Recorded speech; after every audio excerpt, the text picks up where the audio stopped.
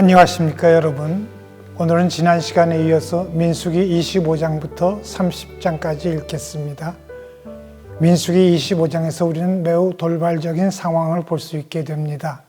그것은 바로 이스라엘 백성들이 시딤이라는 곳에 머물면서 모압 여인들과 음행하기 시작했다는 것입니다. 모압 여인들이 자기 신들에게 제사하면서 이스라엘 남자들을 초대했습니다. 이스라엘 백성들은 그들과 함께 음식을 먹으며 그들의 신들에게 절하고 그 여인들과 음행을 했습니다. 음행과 우상숭배는 이방 종교의 공통적인 특색이라고 할 수 있습니다. 그러자 하나님의 진노가 이스라엘 백성들에게 임했습니다. 하나님께서는 모세에게 백성의 수정들을 잡아 태양을 향하여 목을 메어달라고 명령하셨습니다. 그런데 모세는 그 명령을 시행함에 있어서 좀 더 구체적으로 지시했는데 범죄한 사람들을 죽이라고 했습니다.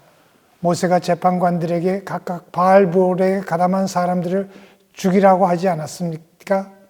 그런데 문제의 심각성을 제대로 인식하지 못한 자가 있었는데 그 자의 이름은 시므온 지파의 한 지도자인 시므리라는 자인데 그가 모세와 온 회중이 보는 앞에서 미디안 여인 하나와 함께 막사로 들어갔습니다.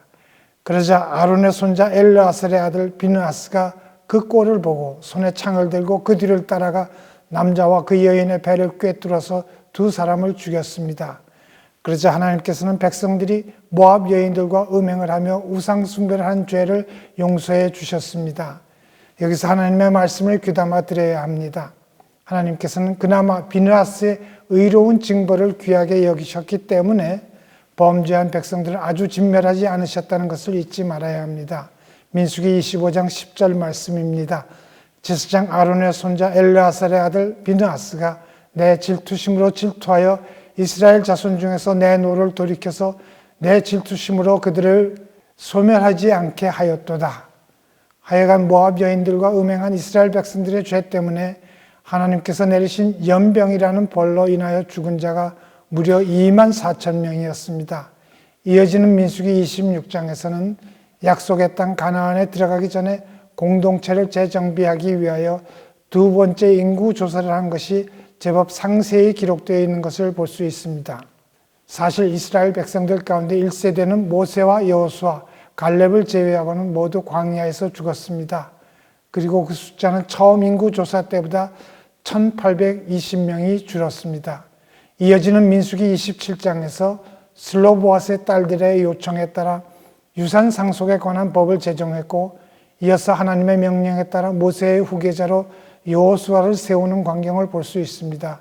그리고 이어지는 민수기 28장과 29장에서는 날마다 바치는 번제물을 비롯한 각종 제물과 각종 절기를 지킬 것을 상세히 지시하신 것도 볼 수 있습니다.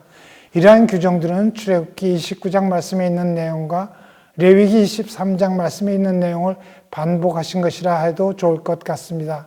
그리고 민수기 30장에서는 여호와 하나님께 서원하거나 서약한 것은 반드시 지켜야 한다는 것과 더불어 여자들에게도 남자들과 마찬가지로 적용된다고 모세를 통해서 하나님께서 말씀하셨습니다.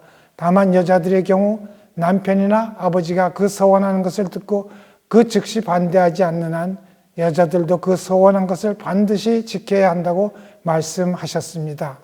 오늘도 주님의 성령의 인도하심을 따라 주님 말씀에 순종함으로 말미암아 승리하는 삶을 살아가는 참으로 복된 여러분 모두가 될 수 있기를 간절히 바랍니다.